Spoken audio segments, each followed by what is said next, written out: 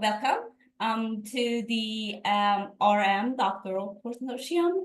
I'm really delighted to have you all here, and it's really wonderful to see such a vibrant gathering of scholars and seasoned experts coming together to share knowledge and forge new connections. I'm Hoda Vaziri, and I'm an assistant professor of management at the University of North Texas. Having the privilege of chairing this consortium for the past 2 years. I'm now thrilled to have a co-chair this year, Dr. Xavier Martin from Tilburg University. He has been elected to this position last year and will serve on this position for the next 2 years. I'm really grateful to have him this year, and as his insight has been invaluable for the enhancement and the changes that we made to the consortium this year. So thank you very much, Xavier. And would you like to say a few words? I'll just say hello, and you'll hear from me at the very end when we'll talk at the very end of today's session, when we'll talk about what's in our plans for the next 3 sessions. So I'll see you then.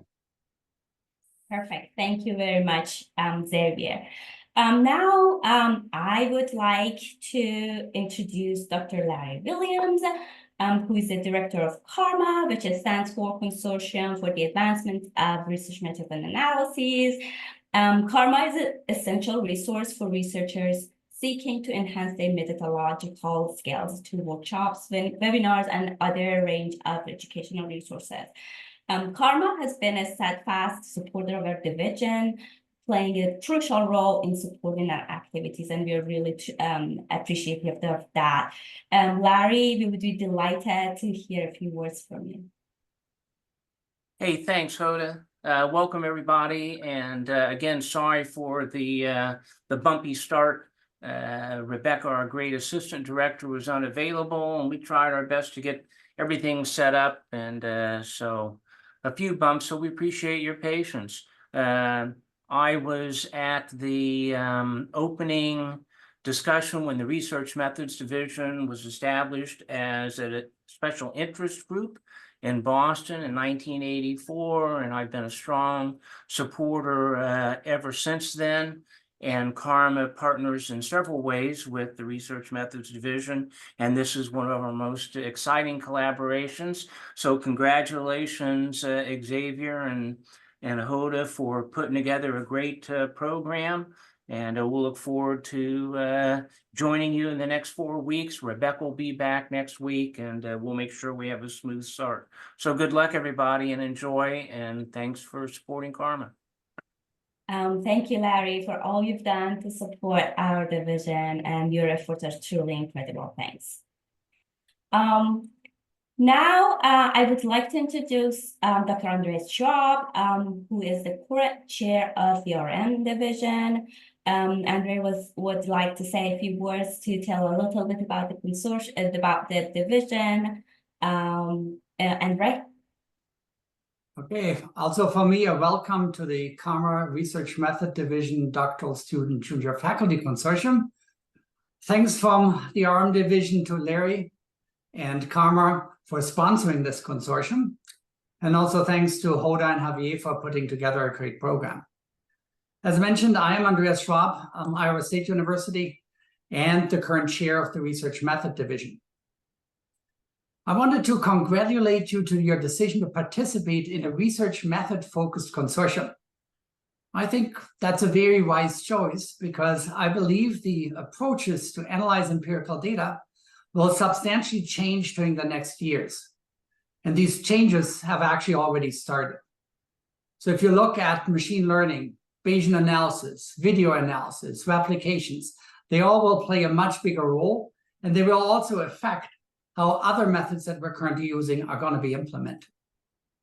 Thus, I think it is a good move to future-proof your method training by getting involved in the RM division, because we are the platform within AOM for discussing and introducing you to those issues. So I'm here to also promote RM. So if you are not already a member, become a member of RM. It's a great choice for a second division for anybody, no matter what your phenomenon interests are. Second encouragement is take full advantage of what RM has to offer. Join RMNet. That's our online forum for ongoing discussions of method issues. It's a great platform to ask questions and to get some solid answers.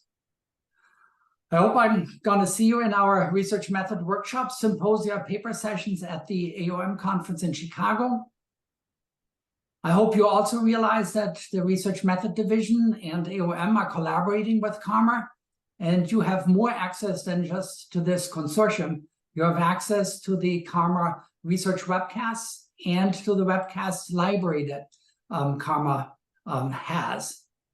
Plus, you can join the Ask the Expert sessions, etc. So go to their website, check out what's available there for you at no additional cost. Then finally, pay attention to the Organization Research Method Journal, because that's the journal we're affiliated with. I think it's the leading method journal in management, and it's worth a regular read to see what's coming, what's changing. Finally, I would encourage you to get involved. We're always looking for volunteers. You do not have to be a method expert to get involved.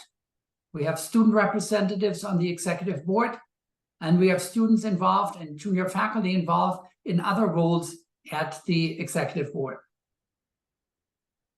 If you're interested, contact me, contact Betty Zhu, who is the incoming chair of the Research Method Division. And at the Academy, make sure to visit our business meeting and our following social hour on Monday, August 12th, 4 o'clock in the Swiss Hotel.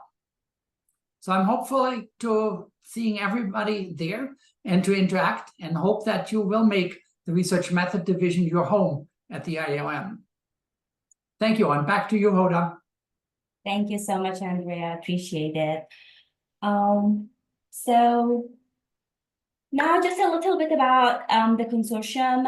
As you all know, this year's consortium features 4 virtual sessions spread over 4 weeks. We've made some exciting changes to this year's consortium. Specifically, we changed 2 of our sessions into breakout sessions.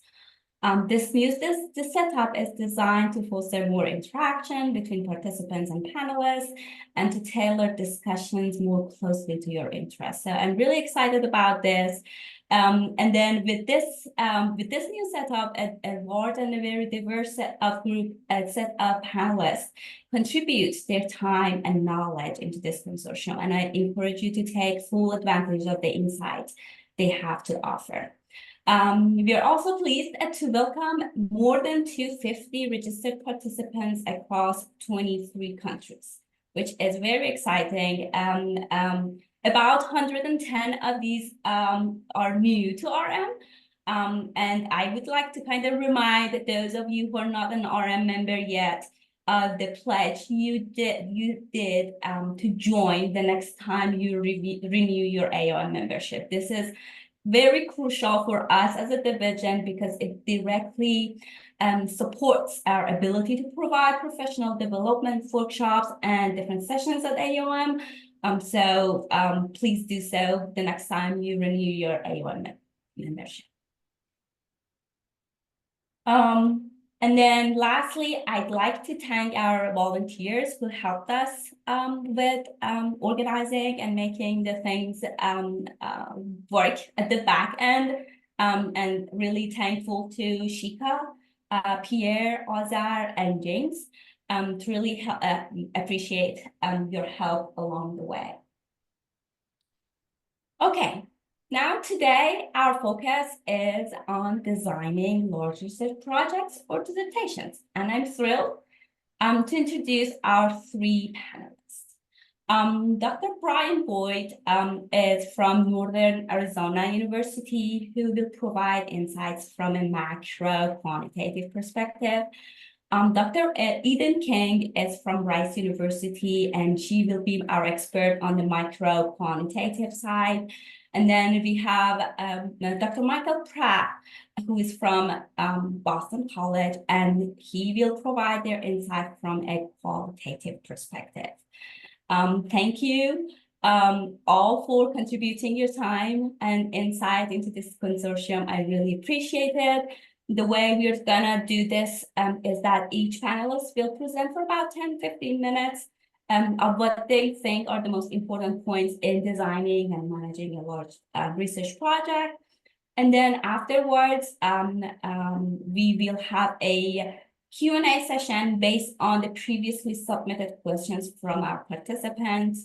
But we'll assign a few minutes at the end for if any organic questions may came up based on the content of your presentation or based on your answers.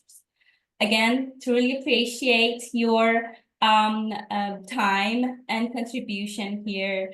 And let's get started. Brian, the floor is yours. Okay, let me tee up my slides. I need to turn you off there. Let me see. Stop. Now you should be able to share.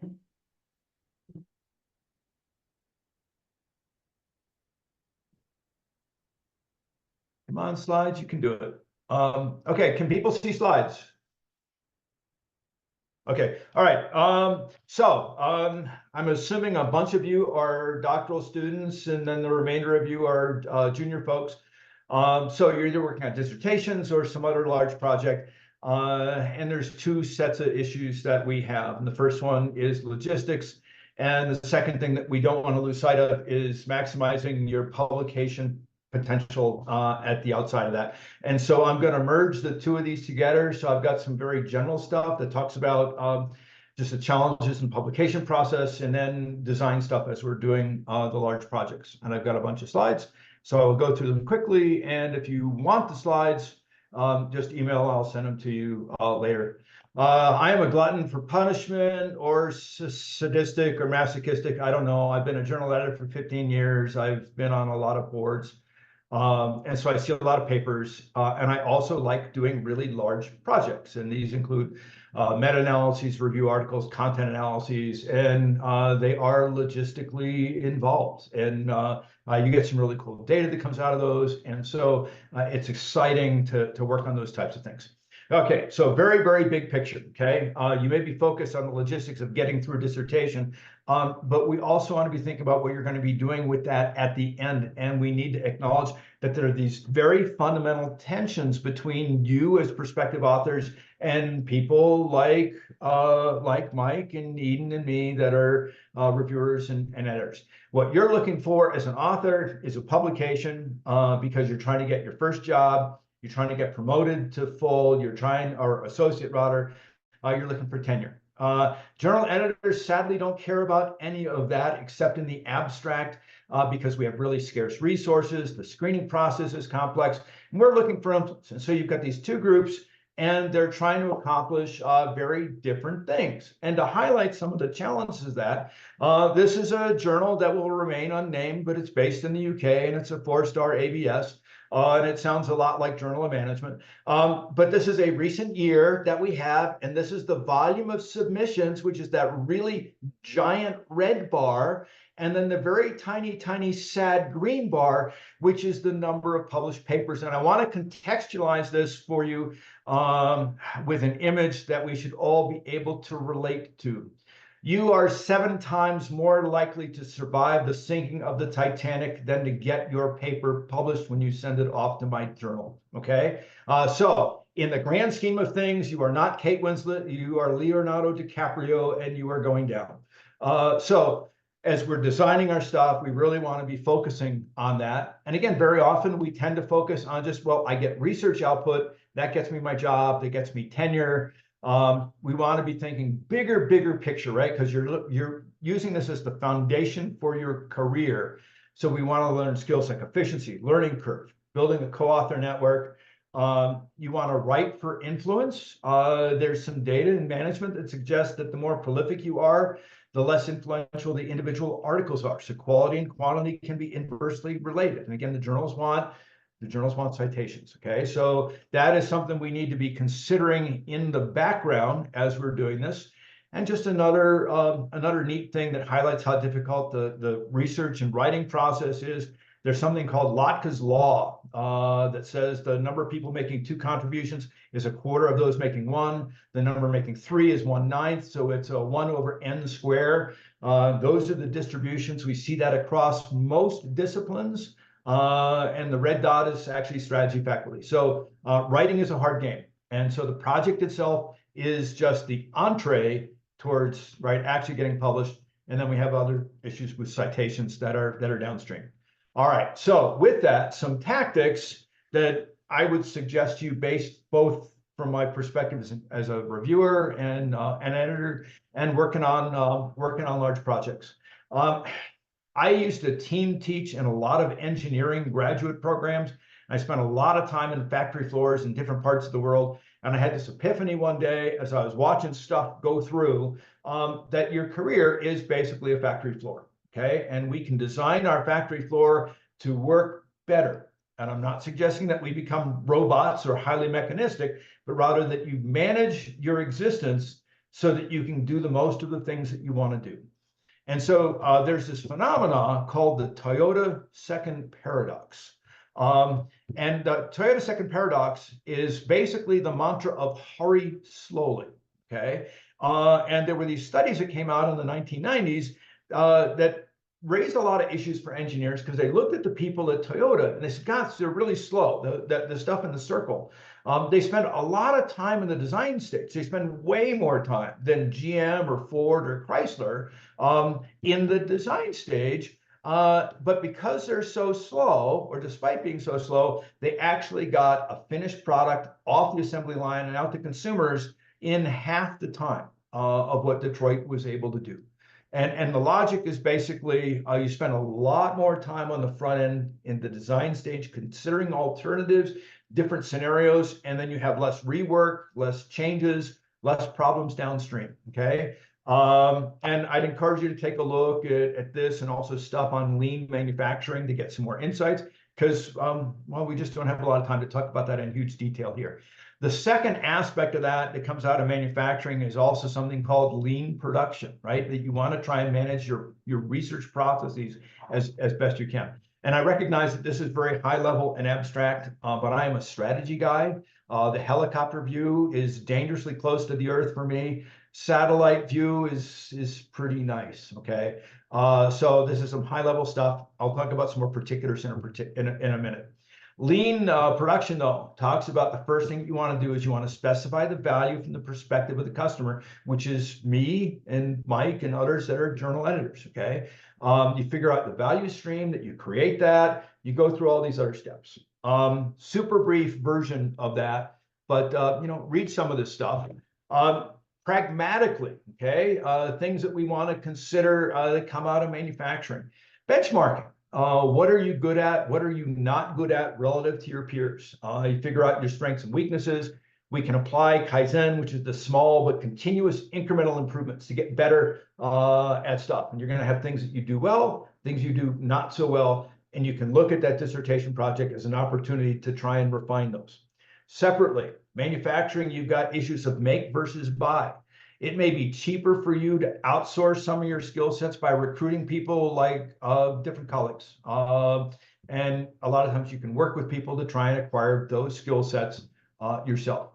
Another way of looking at this too is if you have particular skill sets that are really useful, you can then get invited to be on other papers because you can do things differently than a lot of other folks. So I come into a bunch of papers because somebody's looking for a methods consult on like some SEM type of data. And so I can make a contribution that way. Time management is super critical, and I got another slide that I'll talk about in a moment. Kanban is just-in-time inventory management, and that means that you don't do stuff early unless it actually benefits you. So we figure out critical path models to try and optimize that time of what we do. There's a little graphic up there. That's a very simple critical path model of making toast and tea for breakfast so you can be most efficient about that. There's something called design for manufacturability. And this is when we're doing the design stage. We want to figure out when we actually go and we start executing the project, are there different things that we can do to make ourselves more efficient in that back end? Last item that comes out of manufacturing is a really cool tool called FMEA, or Failure Mode Effect Analysis.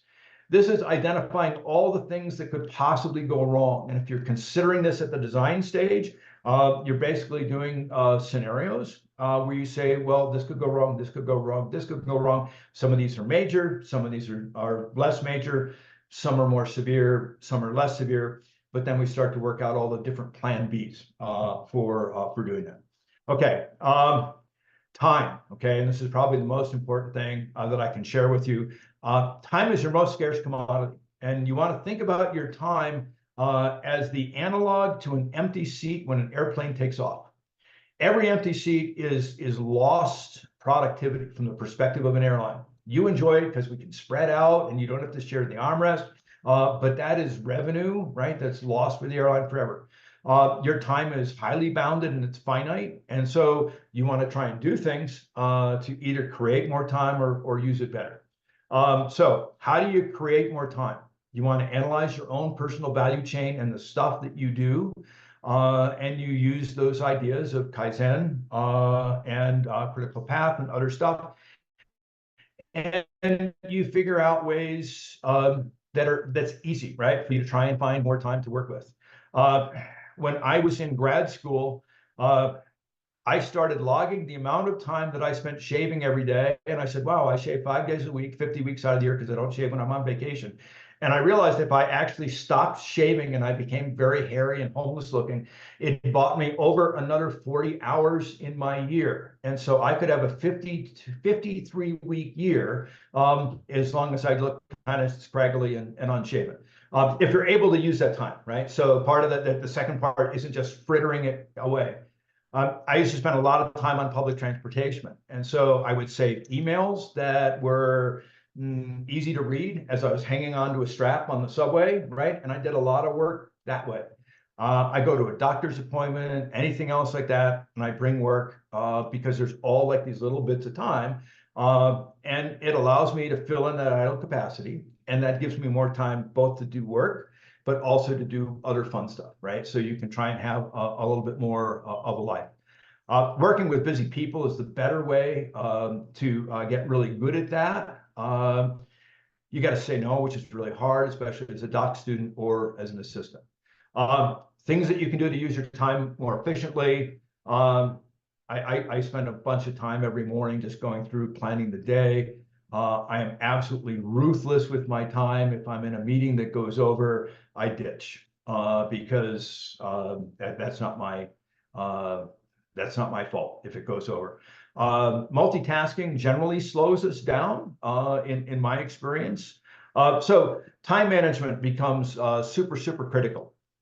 Some more practical things that we can do with this idea of hurry slowly for planning projects.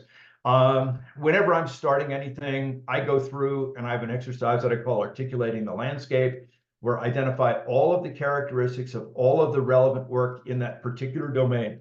And it's going to be methodological things, conceptual things, theoretical things, stuff like that. And I build myself tables before I even start like the design on my own.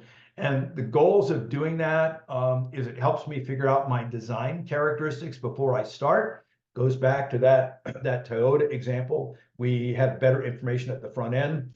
We don't have to go back, collect more data, create new variables, that kind of things. But these tables are also very helpful at the time that we're then pitching this, where it goes out for review, where we can better articulate what the research stream norms are. Personally, I have had lots and lots of cases where a reviewer says, oh, I know what's going on in this research stream, and these are the characteristics, and it's anecdotal, and it ends up being factually incorrect. You have tables like this when you're designing the manuscript. You include them in the first drafts, and it eliminates a lot of that kind of stuff. Before you're going to the execution stage too, you want to be able to describe norms and best practices, everything, right? What are the ratios of observations to indicators, response rates, construct, that kind of things. You should have a target list of journals, and you should understand whether the norms are similar or different across the journals and across methodologies. And so, for example, if I'm doing governance stuff, the norms in CGIR might be different than the norms of JMS. So, we have to recognize when we send our papers out, the first journal is probably going to reject us. The second journal is probably going to reject us. Maybe we get lucky on the third try. So you need to understand what those different characteristics are going to be. Mike does a lot of stuff in ASQ, and ASQ is a completely different universe than SMJ. They're very different. Also methodological stuff too, right? Your design factors for SEM are going to be different than using a regression model. Other thing you can do is you want to modularize your resources, again, with this manufacturing theme. Every time I'm working on a project, I sort all of my literature into little plastic folders with key articles, but I also go through and I do like these little handwritten notes of things that stand out from the paper. Sometimes it's a number from a table, sometimes it's a soundbite, a lot of different things that go in there. So I can be away from a research stream because it's been 6 months for a review process, or because it's an old project, right? And I can get back up to speed so much faster because I have these handwritten cheat sheets on the top, and that directs me to that body of literature. That's very efficient for me for time management. Another thing to think about as you're designing something, especially with a dissertation, because the scope is vast. You're going to get a lot of ideas for other projects that you could be doing, and that's easy to get derailed or to forget them. There's a tool that comes out of entrepreneurship that's called a opportunity register. And the idea for prospective entrepreneurs is you have an idea, but you don't want to work on it. You make some notes, you put it in a file, either electronic or physical. As you're working on a dissertation, you may get a half dozen ideas for really cool papers that are downstream. What is helpful then is you create a file folder, you put in some notes, you stick in some relevant articles, and then over time, right, you can come back and you can revisit these things. I've had stuff that sat in a filing cabinet for 10 years, and I pulled out the folder and said, wow, this is really cool. And I never got to it, and it was still a viable concept. So that can get you more efficiency over the long run, right? Not necessarily in the short run. Some other general stuff that I'm not going to talk about too much. These are just standard things, but still on the design stage, you need to be able to define that theoretical contribution right up front, right? Don't get obsessed with just the specifics of the design and the methods and that kind of stuff. You want to have a really clear statement of what that contribution is going to be. This would include both specific people and general people you think are going to cite your stuff. There's something called an ACE matrix that also comes out of entrepreneurship. That's another way towards packaging papers, and it's the idea of finding differentiators and exciters. And again, I don't want to talk about this too much, but there are a lot of bigger picture ways to try and structure that value added before you even get started on the paper. Okay, and I am going to stop here, and I will hand it over to whoever's next. Thank you so much, Brian. Appreciate all the tips. So next, Eden, the floor is yours. Thanks. Hello, everyone. If you need a quick stretch break, go ahead and take it. We've been going half an hour now, and so sometimes it's nice to have a little break, just like breathe. I should let you know that there's a storm coming through my neighborhood at the moment, so if I'm disappear, just consider it, fate, and I'm happy to share my thoughts offline.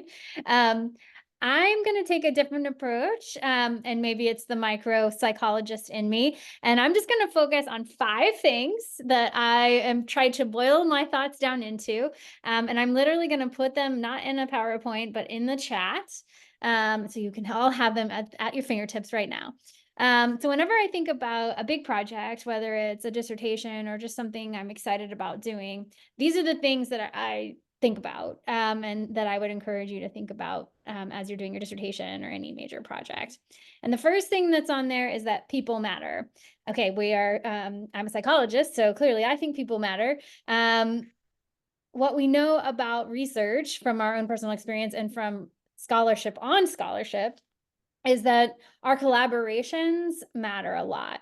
And so when you're starting a new project, and in the case of a dissertation, when you're choosing an advisor for that dissertation or committee members for your dissertation committee, And when you're choosing collaborators for a new large scale project, you really need to think about who you are including in that process with you.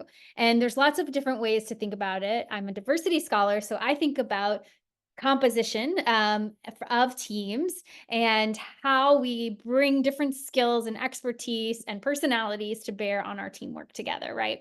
And so from this like very practical standpoint, you can think about whose strengths balance my weaknesses, and that can be knowledge based. So for example, if you have a really strong knowledge in one area but not in another, or it could be skill based, so like maybe you're really good at one type of statistical analysis but not another, whether it's topic areas that you want to bring together.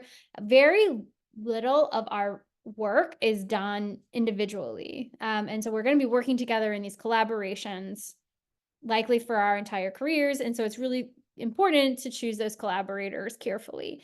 So how do you do that? When it comes to your dissertation committee, presumably you'll have a pretty good sense of your PhD advisor. I'm not going to dwell on that. But committee members can be a slightly different area. Sometimes you don't have a lot of flexibility in who to choose because there's just a certain number of people. And so everybody's on everybody's committee. But other times you have a little bit more flexibility. And so I would encourage you to think about being strategic. I'm not a strategist, but being strategic about how you're choosing the people on your committee.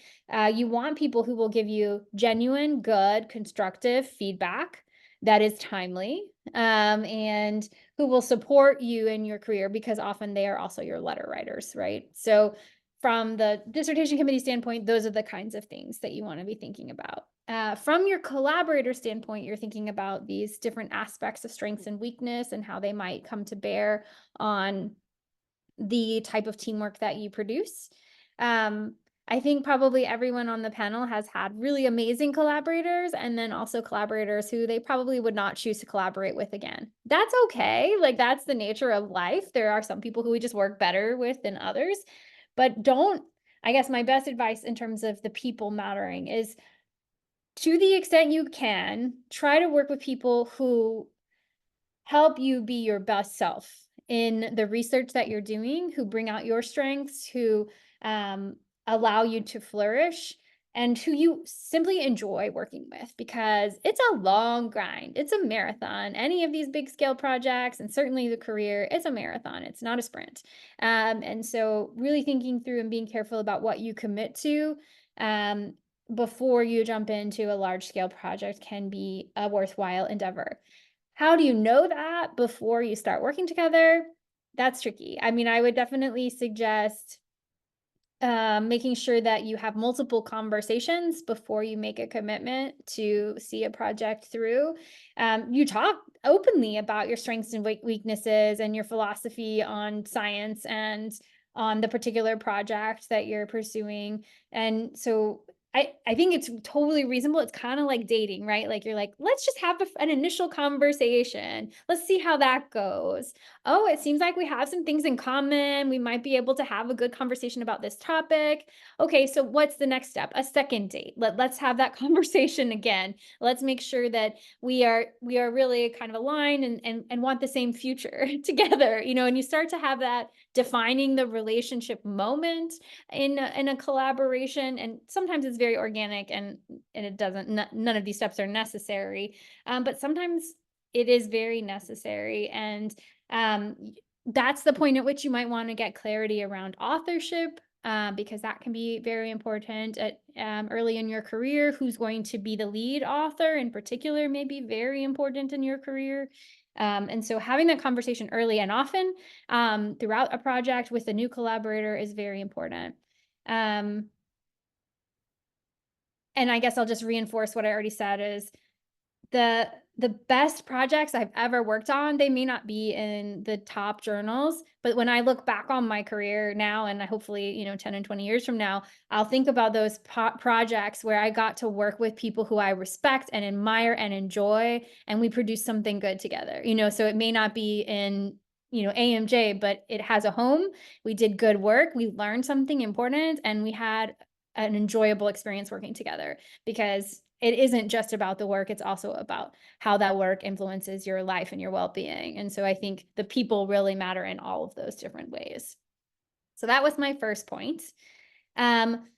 My second point is not a shocker given the nature of this particular panel. Methods really matter. And so I think early in my career, I was just kind of wanting to answer all the questions, and I didn't really think as closely or deeply about the methods I was going to use to test them. And I mean, obviously, this is like I'm preaching to the choir. The methods really matter. And now with my own students, I say, that's an awesome question. How are we going to test that in a way that we can feel confident about it, like the whatever conclusion we can draw? And so I don't let them get past that point. If they're just going to go do, I mean, this sounds pejorative, I don't mean it in that way, but if they are proposing to test this really cool question with the cross-sectional single source survey, I'm going to really push back and say, is that the best way to be confident in the conclusions that you can draw? Like, really think about whether the methods that you have access to will allow you to test that question. And I kind of learned that lesson the hard way on multiple dimensions, one of which was my first dissertation proposal. Yes, I proposed my dissertation not once, but twice. So yes, I wrote 2 dissertation proposals. And the first one was this really cool question, but like the method that I had in mind was just impossible. Like it was about like, it was a team level study that was nested within organizations, and who's ever going to have access to that kind of data for their dissertation? Like maybe someday in my life I will, but I definitely did not have it in those 2 years that I needed to finish my dissertation. So my committee said, great question, you got to rethink it because you're not going to get this done, which was true. Although it really hurt in that moment. But the methods really matter. I wouldn't have been able to answer that question without that type of data because it was about teams and organizations. And so I needed variance at both levels and I wouldn't have had it. And so I had to align my question with the methods that I had available to me. And that really gets to the third point. So first point is people matter. Second point is methods matter. Third point is practicality matters. And so what I mean by that is especially for your dissertation, but also for projects you're starting when you're a junior faculty member and needing to really produce fairly quickly to feel good about your expectations for tenure, promotion. You really have to think about projects that are doable. So again, keeping those really important, interesting, relevant, timely questions in mind, but also aligning those with methods that give you confidence, but are not impossible. So like I said, a multi-level longitudinal study would be amazing and would be a long-term goal, but in the short term, I needed to finish my dissertation. So that would not have been doable. What was doable was a very different project for me. That still involved multi-source data and still like made a contribution, I think, to the literature, but it wasn't as big, it wasn't as complex of a model as I originally anticipated.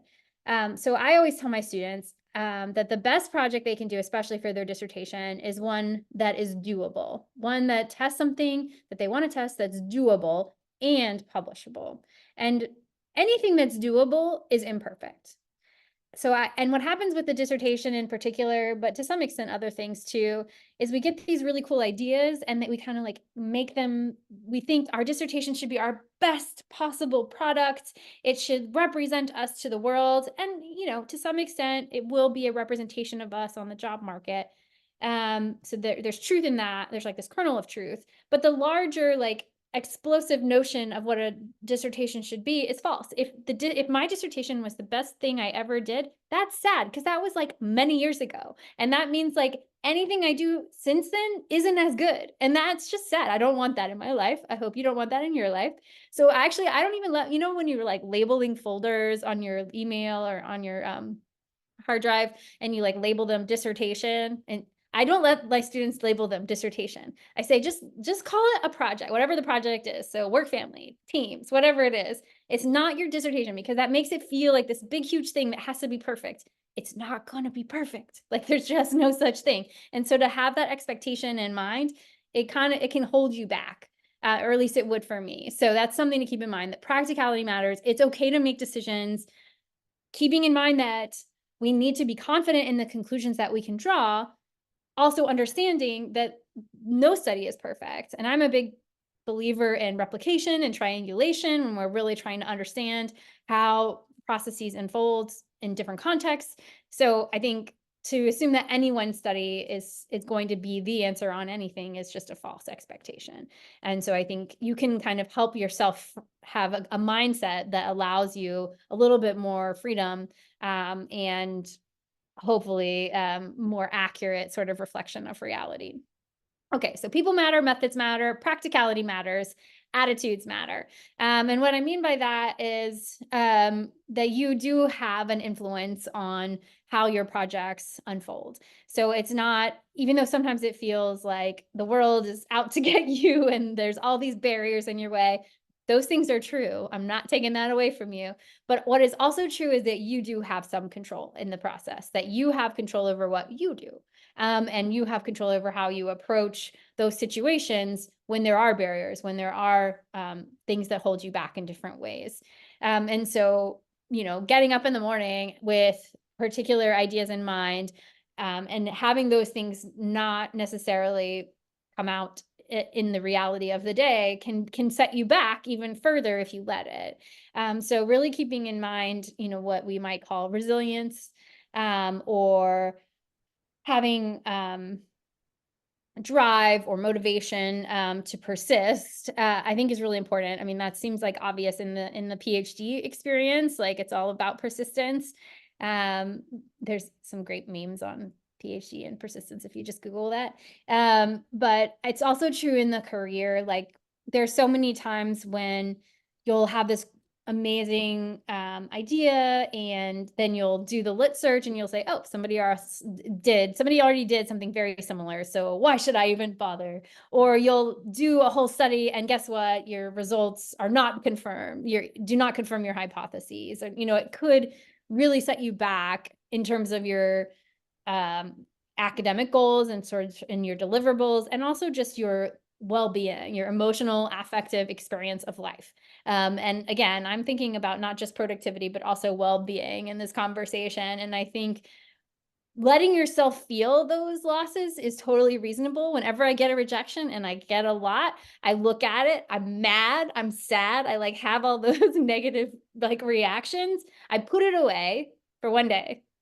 One day is all I give myself. I let myself be mad and sad for one day. And then the next day I come back and I say, okay, what can I learn from this? How can I make it better? Now I've had my little tantrum, I can move on. And so I think I've certainly learned that as I explained in my dissertation process, where I proposed, failed, and had to repropose.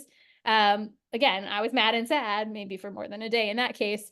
But then I went back and I did something good, and I finished still on my timeline and still with a publishable project that I'm still proud of.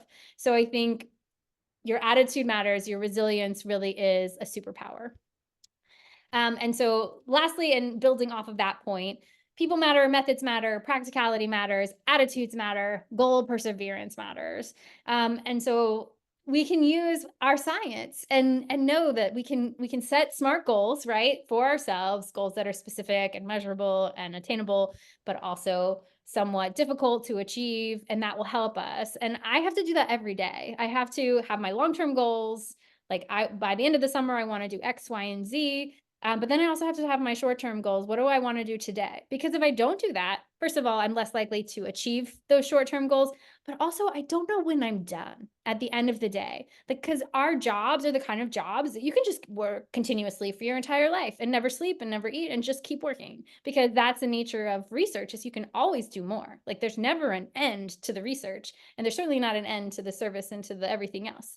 Teaching, you can always spend more time on your PowerPoints or whatever it may be. So there needs to be an end to my day when I can say, okay, I'm done with my work for today. And for me, that's often, did I achieve my goals for today? And if I did, and if I achieved them at 3 o'clock, hey, cool. Anything I do on top of that is bonus, or I can just walk away and go on a walk and enjoy some not rainy weather or a bowl of ice cream or whatever it is. I can just walk away and say, I achieved my goals for today. And that for me is really important in terms of my well-being, and not just goal attainment, but also well-being is knowing, setting reasonable but difficult goals that I can work toward throughout my career and with any individual project as well. So those are the things that I just wanted you to take away from my thoughts. I mean, the overall thing is the overall message I would send is this is an amazing career. This is like I tell anyone who's not in this job, sorry guys, I have the best job ever because I get to teach and do research and talk to people about things that I think matter in the world. And I can't imagine a better job than that. However, it does come with these really important pieces that we have to manage in a way that preserves both our goals, our professional goals, but also our well-being. So hopefully some of these ideas will help you to achieve those things. I will pass it along to Dr. Pratt. Perfect. Thank you so much, Eden. I really appreciate your insight. Mike, floor is yours. All right, so I'm going to try to share my screen here. See if this works. Nope.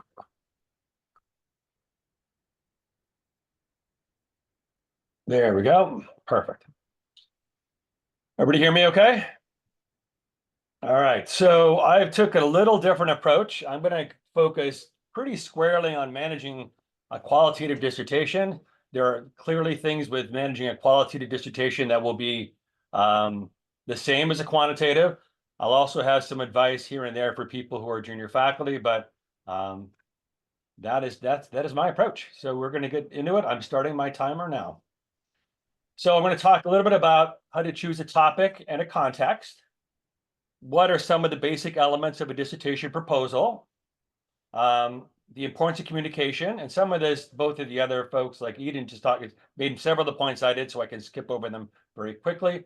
And then if we have time, how do you build a committee? Other topics that we often just assume that people figure out, but maybe we should have a conversation as a broader group. So, research question. There's always tensions in building a study, no matter whether it's for your dissertation or for any other subsequent research process. And that is this challenge between wanting to swing for the fences versus it's manageable. And I think, again, Eden talked about this a lot, and so I don't need to talk about it, but Ronald Reagan said, the future doesn't belong to the faint-hearted, it belongs to the brave. However, a good dissertation is also a done dissertation. And so I think it's constantly trying to work between these two battling tensions. I think the other tension you get, especially the dissertation stage, is do I want to do something that's trendy or do I want to do something that's classic? So AI is really cool now, so maybe I should do an AI dissertation. Or perhaps, job satisfaction has been around since day one. Maybe we should go there. I have a couple suggestions. One is, I always think it's bigger to start big with a dissertation topic and then narrow. It's easier, I think, to focus a broad dissertation than it is to build out a very narrow one. I don't think you need to write 3 dissertations. I've had students who are super ambitious and want, I'm going to solve the world's problems in this dissertation. I try to have them scale back. At the same time, it's okay to collect data during your dissertation phase that's not going to be in your dissertation. I collected a lot more data than I had in my dissertation because what you really want to do coming out of graduate school is to have a fair amount of data so you can start strong in your first few years. This is a question on the chat, should you focus only on your dissertation? And again, probably not, because you want to go into your first job with a fair amount of stuff to work on, because really it's your first 3 years of your time as a junior faculty that really set the tone for the rest of your time at whatever you're at. My other suggestions, I tend to like to apply, classic questions to modern problems. So there are fundamental problems of organizing that will always be with us, like problems of attachment. How do we create order out of chaos? How do we break from the status quo? And I think, especially for doing, what I tend to find is useful questions or ones that touch on these kind of central organizing problems that kind of has a modern spin on it. So maybe looking at how did the COVID pandemic influence how we attach to organizations, or maybe something about the Great Resignation. What is it about not being physically proximal that may influence how we approach our work and how we approach our organizations? And then the last thing is finding a context really helps. I had probably 4 dozen questions going in before my dissertation, and I happened to run into my sister during the dissertation process, and she told me about this organization, Amway, that really helped clarify, like, oh, this context is going to help me answer questions about attachment, strong culture organizations, and some other questions that I was kind of thinking about. Now, I couldn't answer every question in this context, but having a context really kind of narrowed things down for me. And so if you're at all interested, I've kind of written this part of it up in a book chapter, essentially saying that at some point when you're writing any paper, not just dissertation, this is not for dissertation, this is just papers in general, I kind of somehow have a link to a problem in the world. I'm going to have a research context, and I also have to have what theory you're contributing to, because our journals are all about building, elaborating, testing theory. So all those things have to be part of it. What links a lot of these FSQs, fundamental social questions, sometimes I call them fundamental organizing problems, connect the problem in the world to theory. It connects the problem in the world to your research context. And then obviously the method is going to essentially connect your research theoretical question with your research context.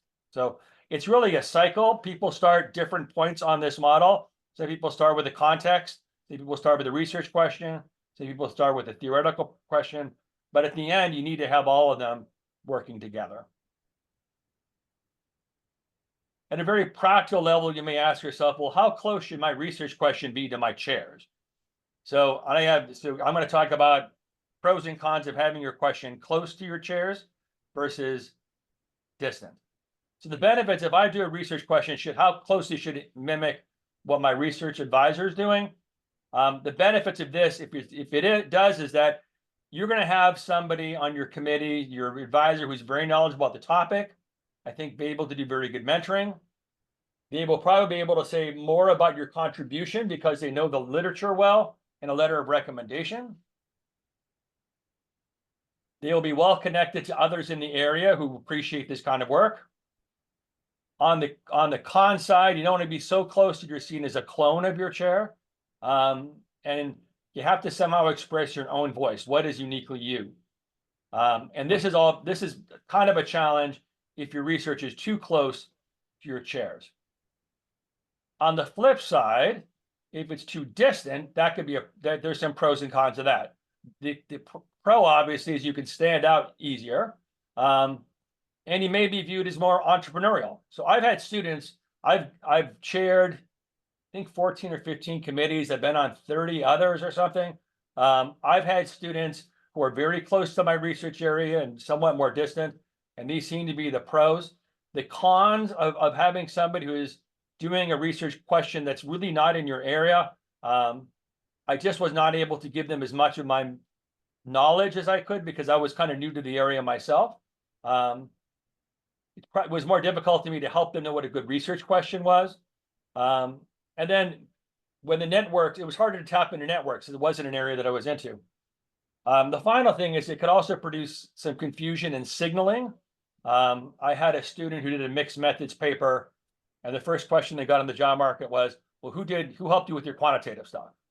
By the way, I do know quantitative research. I just don't do it very often, but I'm glad we had an expert on. So if nothing else for signaling, to say, oh yeah, so-and-so was on committee, they helped me with that part of it. So if you look at the pros and cons, my general advice is do something that's similar to, perhaps not exactly like your advisor to help tap into some of these benefits. But as you do so, try to think about what can you do to stand out a little bit in your research program and your research question. Second element I wanted to talk about, again, a lot of these we could discuss in the time at the end. What goes into a dissertation proposal, especially a qualitative dissertation proposal? The first thing I always have for the students do, like chapter 1 is what problem you're looking at. And this is usually much more what problem in the world you're looking at. It's not so much of a theoretical issue, but this is kind of these are the things that are going on in organizations. Here's what I'm studying and why. You probably end now with a theoretical research question, but you really get into breaking down or developing a research question in the second set of chapters, which is on your literature review. In a qualitative study, the joys and frustrations of qualitative research is that any theoretical structure you come with when you start your dissertation may not be what you end up with, because it's an inductive study. You're supposed to be learning from the people that you're studying. And so I tend to think of your literature as scaffolding, not as a permanent structure. By the way, that's true of any time you're starting a qualitative research project.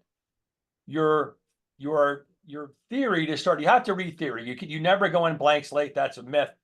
You have to know kind of what's out there, but you also have to be open to learning from the people that you're actually learning from, your informants.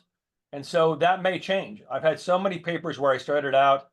I wrote a paper recently on the role of faith and trust in firefighting, and that one started out as a paper on intuition. But as we got into the field, we realized, firefighters weren't making a lot of decisions, so they weren't really using intuition. But the biggest problem to them was, how do I trust someone with my life in a fire, especially if I've never seen them fight a fire before? So all became a story about trust. So you have to do a literature review. You have to know what you're talking about, but know that this may not actually be in your final paper. And then, like most things, you have to know what your sampling is going to be. And qualitative research is going to be purposeful, which means I'm not doing a statistical sampling. I'm trying to find a context and a group of people that are going to, where the dynamics I'm trying to study should be highlighted, or at least be able to be studied. I'm going to talk about my context and why I'm in that context. I'll talk about what kind of data I want to collect and why I want to collect it. And then what my general analysis my general, methodological analysis strategy is. And those usually are the main parts of your proposal. Again, with all these things, you have to expect the unexpected. Things happen. I've had students who start on a field site, and the field site ends up, something happens and they're unable to finish in that field site. Things like pandemics hit. It's so wonderful to be in the field, but you learn lots of new interesting things. You may kind of change the focus of your study. So kind of go in expecting, do your research, be prepared, but also know that things are not going to work out exactly as you had hoped. Or maybe I should even as you expect. In doing any kind of project, especially dissertation, communication is going to be key. You're going to have to figure out what is necessary for a dissertation proposal at your school and for your committee. This is why it often helps to have at least one qualitative member on your committee if you're doing a qualitative study. Because again, I did a mixed methods proposal, and so my quantitative part was much different. I had hypotheses, and here's what I'm hoping to find, and here's the data set. And you run your studies and they work out or they don't work out, but I kind of knew in general where I was going. The qualitative stuff, very much like constructing a theoretical frame. We don't really know what's going on in this particular area because it's new, it's because of maybe things have changed, or because of some other reason. It's understudied, underdeveloped. And so I had to talk about, well, what do we know about it? What do we know at the periphery? And kind of create a frame around what we know and what we don't know. And then discuss why we need to know what we don't know. It's helpful to talk with your chair especially if you shift your research focus. In qualitative research, you often move from purposeful sampling to what we call theoretical sampling. That means I'm going to change my sampling based on the emerging theory that's happening. So for Amway, for example, I started with people who loved the organization and hated it, but then I found these other people, like people who were ambivalent towards it. And so I changed my sampling to include more of these people to learn more about that context. You're also going to have to try to figure out how to make, it's also very helpful. And again, even if it's not your dissertation, having somebody in a qualitative project that you can bounce ideas off of. Oftentimes, like, you just need someone to say, like, here's what I'm seeing. Does this make any sense? What do you think? What questions do you think I should be asking? So even when I do qualitative studies now, I have a group of friends or a group of colleagues that I'm bouncing things off of during the research process. And the weird thing about, I think, is for a qualitative studies, you kind of have to negotiate when you're done, because you can always collect more data. And because you don't have a set of findings that you hope to find because it's inductive, you're going to have to negotiate when is enough? Like, when am I done? When I can defend? And that's often some combination of pragmatic concerns like, hey, you're on the job market, you need to be done. And sometimes things we call like theoretical saturation, which is the methodological reason for stopping. Like, my constructs are fully saturated. I'm not really learning a whole lot at this point. So I just want to fly through some ideas, and then hopefully we'll talk about them a little bit more on the kind of practical side. For a committee, make sure that choosing your chair is really key. They will help you a lot. You can choose between two ideal types or somewhere in between. Strong chair model is where everything you do goes through your chair and from your chair to the committee. Or democratic, where it's you're basically the main interface between you and the committee. There are pros and cons to each of these, but they have different strengths and weaknesses. As you build your committee, I think you should have a theory expert on it, someone who knows your methods well. And again, for qualitative research, potentially a context expert. If you're doing things in like hospitals or biotech, you may want someone who's worked in those areas that can help guide you through. You want people on your committee who will both support you and challenge you, not just support you and not just challenge you, by the way. And then you want to think about, who should I have on my committee? What should be the mix of fulls and associates or assistants?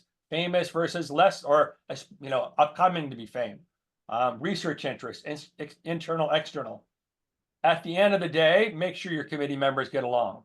What you don't want to do is form a committee where you have two big egos and they're going to battle things out through you. All right, so I now need to wrap up. So other things we could talk about later is how to approach members of your committee and how to manage your committee. And move to publications. So those things we could talk about in time left, but I am now 40 seconds over. So thank you. Thank you very much, Mike. Really appreciate it. So now we've previously collected a few questions from our participants that Xavier and I grouped and presenting a couple of the most commonly and more frequently posed question. I'm sure most of these at least one of you have covered throughout your presentations, but feel free to add more if you think there is a key point that you want to add, or if you think what's been said is already enough, that's okay too. Because we only have about like 20 minutes, and I want to put some time at the end for some organic questions as well. So let's start. So dissertation topic, research questions and scope. That's we've kind of talked about this a lot. Some of the sub questions about this is what steps to go through to formulate a research question. Should it be phenomenological oriented or not? How to narrow it down? How to make it relevant to the future? What factors you consider to choose a topic, and how to choose the variables. Brian, do you wanna, or anyone else, if you think you haven't addressed these or you wanna add more? Brian, you're mute.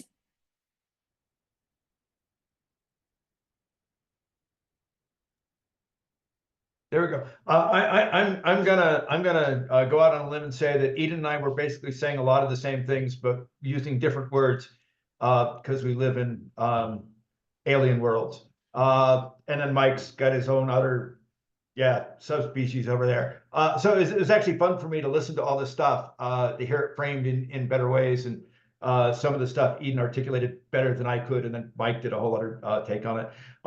you know, this whole question of what are you trying to get out of it, and Mike had a slide on that, and someone said to me when I was a grad student, you know, what do you want out of your dissertation? Do you want to be known for it, or do you want your union card?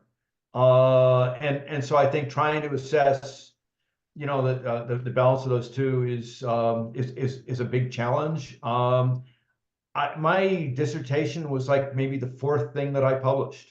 And so it happened a lot later, and I did other stuff because the dissertation paper was getting rejected because I took a 150-page dissertation and tried to edit it down to a journal article, which does not work. And it took me years to figure out how to fix that. That's all I have for now to add to. Perfect. Mike and Eden, do you have anything you want to add? Good. Awesome. Sure. I mean, I was just Yeah, gonna go say, ahead. Go ahead. Sorry. read the newspaper, or like be tuned in, like especially if you're struggling. If you're struggling for a topic, I know there was a lot of students like, what do I want to do? I said, well, partly just listen to the news. It's, you know, what organizational issues are popping up. It may inspire something. You ultimately have to come back to a theoretical area, but it's okay to use the world around you as a way to at least think about what questions might be interesting, because we do live in this world between, like, I'm trained as a psychologist, but I'm in a business school now, and there's a different audience. You have to, it's this you have essentially two faces you're always trying to manage. So it's okay to me if you're looking for inspiration. That's one way. The other thing that I did for my dissertation is that I looked back on every project that I had worked on. And not every project, by the way, I worked on, I would have chosen to work on, and because I was a graduate student, I just wanted to get experience. But I actually did like a cluster analysis of all the projects that I was on. I said, what did I really like about each of these projects? And I used that to essentially say, oh, maybe this is what I want to work on for my dissertation. So just a thought. Thank you very much. So how do you decide on the method for your research? And one specific question, in case of a 3 essay format dissertation, should the same method be followed across?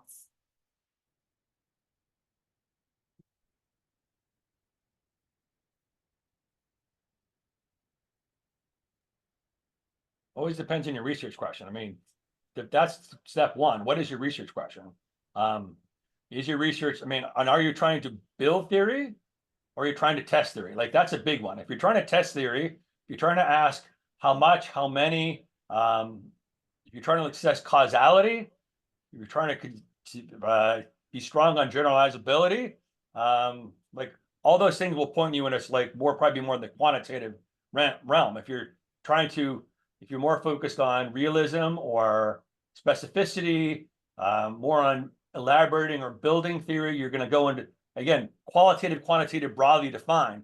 And then within each of those, there's a ton of choices. There's a ton for quantitative, there's a ton for qualitative. So but I think that's your first branch.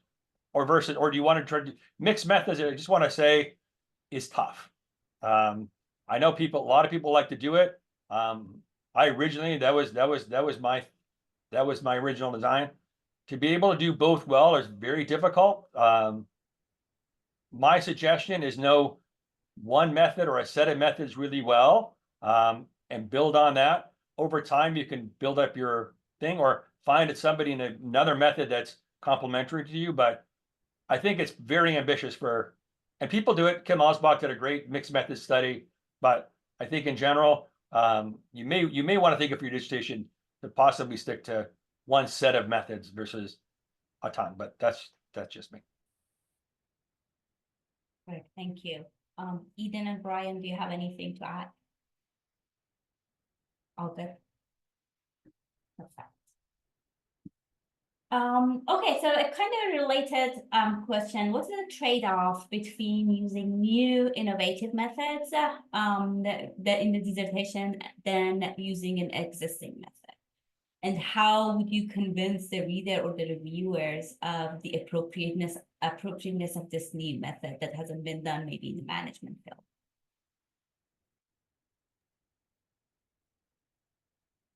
I think if you can be the expert on a method in a convincing way, then that's a selling point, right?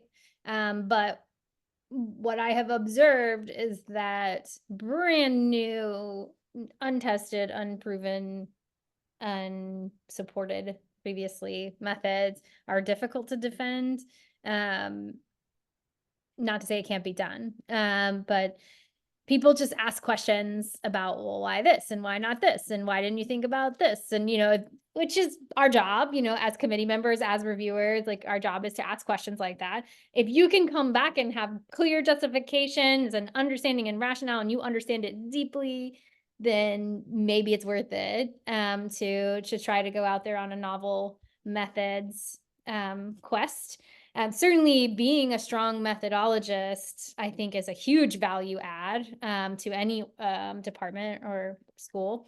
So if you can sell yourself partly that way, like I have this topical interest and I'm this like extraordinary methodologist, and you can really put it out there that way confidently, then that can be really impressive. I just think it's hard to do that well, and it's hard to get past that sort of status quo of this is how we do things. And so this is how we would typically test this question. I had a student who did that with a dissertation using a longitudinal data analysis technique that no one on the committee was familiar with. And so that student had to learn it on their own, had to like go through every counterpoint one by one in the dissertation. Like, you thought I should do this, but I did this because. You thought I should do this, but I did this because. And they managed to get through the committee, but they still haven't gotten that published, and partly because of that reason. It's just like it's like fighting an uphill battle a little bit. Sometimes it's worth it because you get to the peak, but sometimes it's just really hard. 100% agree. You're just fighting two battles. So that's, I think, is another way to that. So you're not only fighting what you're doing methodologically or theoretically, but then you're going to ask you a ton of questions. This is from the editor's standpoint. I see a lot of people, papers get kind of crushed to do methods because the paper becomes all about your new method and why you did that. And so I'm going to stop because Brian has something to say, and he got something from his file folder. So I did, because I keep folders of stuff. That's what I said. Okay, so there's just a short take on this. My sidebar: I was AE at ORM for forever because they wouldn't let me quit. I'd like say, "Oh, I'm done." They'd, "Oh, just." There was this lure. They'd say, "Well, don't stay a full term, just stay a year." And I'd stay a year, and they go, "Well, you could stay another year." And so it was like living long term with a short term lease. So I've seen lots of papers like this, which can be really cool and hugely influential, but they're also a hard sell, right? And you can write a paper that's a pure methods contribution, or you can, like Eden was talking about, apply some new or different tool to an existing question where it's substantive, but there's also methodological advance. Okay, so a whole pool of ORM editors: Don Berg, me, Steve Gove, Dave Ketchum, and then Chris Byron, who's like the methods senior consult for JOM. We did a commentary in Journal of Management 2022 that's called "What Constitutes a Methodological Contribution?" And so there's a whole framework in there that explores, we have a 2x2 because everything has a 2x2 if it's, cool. That talks about things like the audience size and the extended change and different ways you can approach that. And it has a whole detailed discussion of how you can introduce new methods and try and be successful with that in the research process. So I'll just point you towards that article, and it addresses in a bunch of detail some of these challenges that Eden and Mike had mentioned. It's hard, but it's really cool, right? And you can find opportunities to do stuff if you cross disciplinary boundaries. And so I'm in strategy, but I was raised by an org behavior professor. She taught me the value of construct measurement, and I went over into strategy, and no one cares about measuring constructs. And I built a whole chunk of my career on construct definition and macro work. And the OB and the psych people look at the stuff that I'm doing, and they're saying it's just so sad that that's new. But again, there's a lot of ways to cross over stuff, but it can be really hard. And the upside is can be really, really cool. We did a paper in SMJ a few years ago about using MESM structural equation modeling. And it was something really popular in micro communities like psych and OB. Didn't get much traction in macro stuff. And it's like a 99th percentile impact factor article because it was new and different, but it was a hard sell. Thank you very much. So the next set of questions revolve around time management, project management, how many projects, how to prioritize, and how to manage different projects. Any tips on that front?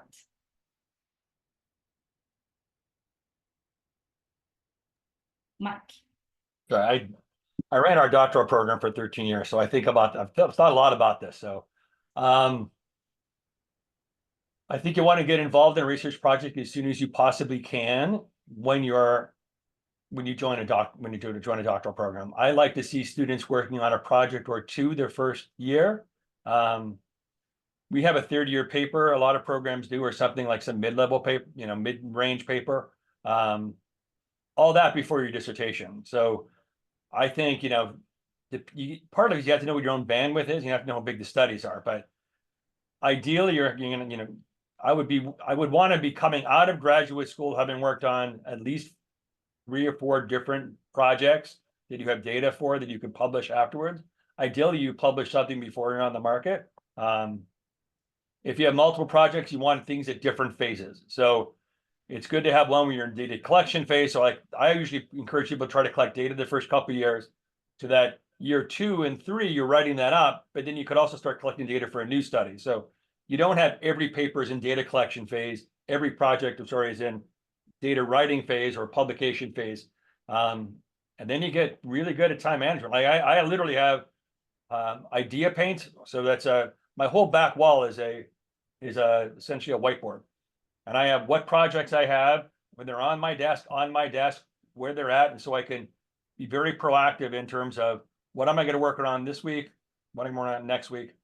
And my last piece of advice is, rather than trying to flip between project to project in the same day, or even try to stay on the same project at least for a few days to get a meaningful chunk done, then move on to another one, because switching costs between projects I find is very high. But Thank you. Eden, you wanted to add something? Oh, I agree with all of that. I think there's a slightly different emphasis in psychology. So I'm in a psych department, and I do think there's, whereas in my understanding is in many business schools, there's sort of like a focus on getting the top tier publication first and foremost, whereas in psych, there's a little bit more flexibility in terms of like quantity. But I think the same model basically applies. I tell my students, I use the metaphor of a Ferris wheel, and like the carts in the wheel each represent a different phase of the research process. And so you want to have something in each of the carts by the time you're done, because once it starts going, the momentum will kind of keep you going as if all the carts are full, the data collection phase, the writing analysis phase, the writing phase, the revising phase, then it just kind of continues magically. It's kind of amazing. The only caveat I would give to that is I also got advice at a junior faculty consortium from a panelist to work on the project that is closest to being published first.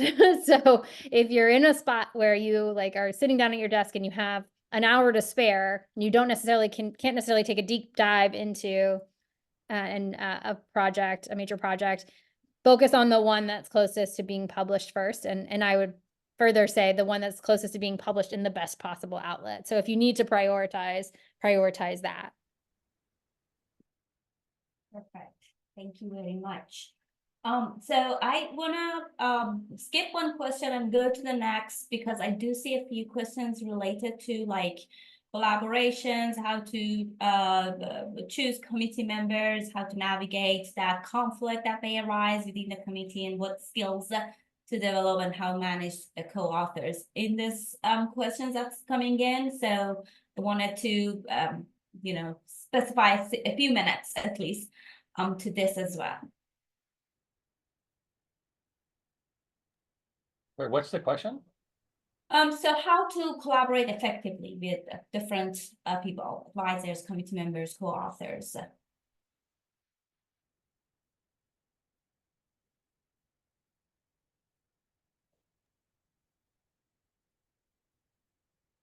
I can start again because I live in the macro world.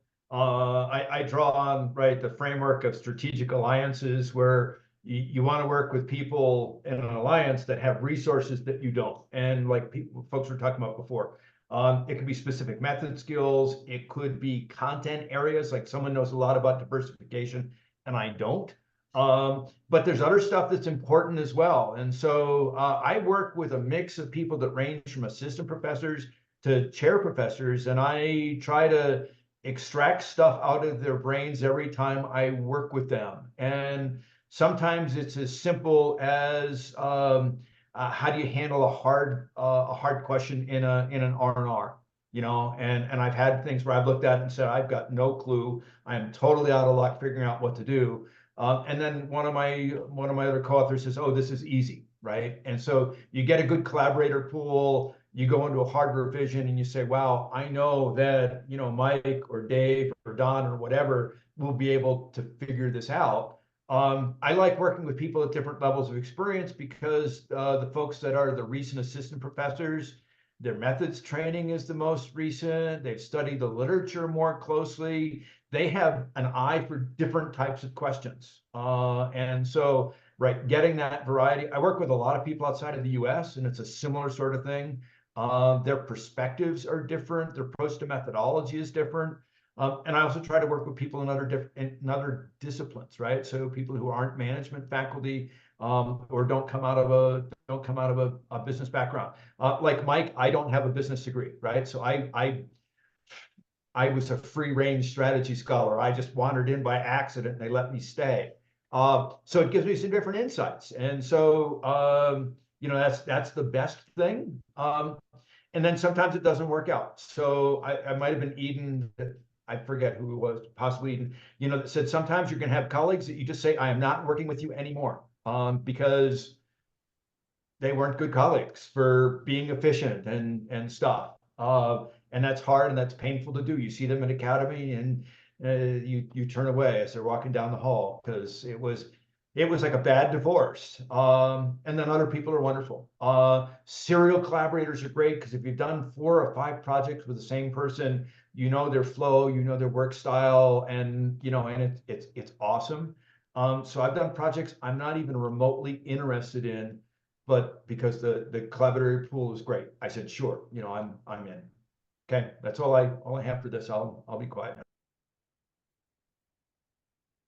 Perfect, thank you. So we have only a few minutes left, and there are a few questions coming in the chat. But I wanted to focus on one because it focuses on a little bit on junior faculty side, because I know we didn't really, spend that much time in that aspect.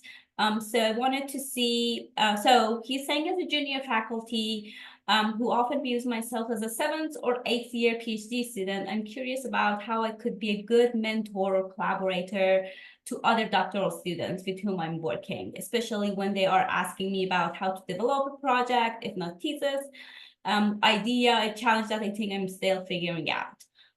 So any tips on how to actually mentor other PhD students? There's a paper by Herminia Barra, which I like a lot, which is essentially on provisional selves and how we tend to cobble together senses ourselves based on qualities of people that we like. So I tended to find in my first mentoring task is I try to build from what I liked and then avoid what I didn't like from mentors I've had in the past.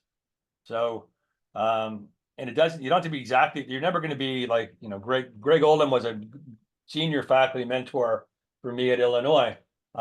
He does a lot of things great, but I'm not him, right? So I got to figure out kind of what my own style is. So I kind of took things from him. I worked with Nam Raffaelli. I've worked with Martha Feldman. I worked with a bunch of different people. So that's number one is draw upon other people that you've known. Number 2 is communicate, ask the people what they need and see what you can provide. So I think especially when we become mentors, we think, oh, there's certain things that they must want, and so therefore I must provide. But some things they may want and some things they may not. Like maybe they don't need you to, I mean, I find like some people really want me to hold their feet to the fire because they're just not, I need someone, they want me to, say every week, they want to meet with me every other week. Other people are like, I just mostly want to come to you when I have a problem, but otherwise leave me alone. I mean it in the best possible way. So having a conversation with your mentee is really important. I think we kind of skip that step and we move right to the, I'm going to tell you, here's what I think you should do mode before really finding out what they need first. Yeah, just building on that, I ask them what their goals are. And and then I hold them accountable for those goals. I ask them what barriers exist in reaching those goals on a weekly or bi-weekly basis. So yeah, asking them what is it that they want to achieve and how can I help them fulfill those goals? Really, I have to remember, I remember as a junior faculty member, I was like, I need to produce. Like, and I was so worried about my own career that sometimes I forgot they're not here for me. I'm here for them. And once I like shifted that framework in my head, like, oh, I'm here to support their careers and what are their goals and how can I help them reach those? That really just changed the whole dynamic for me. Perfect. Thank you very much. We are out of time, about a minute over. So, Xavier, what do you think? Should we just email this information about next session? Yeah, very, very briefly then, in the interest of time, I'll just mention to all our participants, first, it's been wonderful. Thank you to our panelists for the amazing insight you've given us. We have more to come. We'll wrap up this entire consortium with a panel again, along the format of today's with three distinguished editors who'll talk about the perspective of getting into print, if I may say. But until then, our next two sessions will involve will give you the opportunity in each of the two sessions to interact in smaller groups with two methods experts in each of those sessions. This involves quite complex logistics, as you can imagine, given that there's 250 some of you.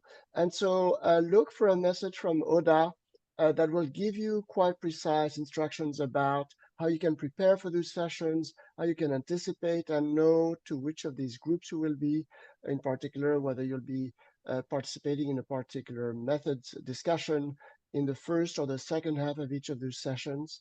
So look for a message from Oda, and in case there's any questions, reach out to her or to me. And we look forward to seeing you next week.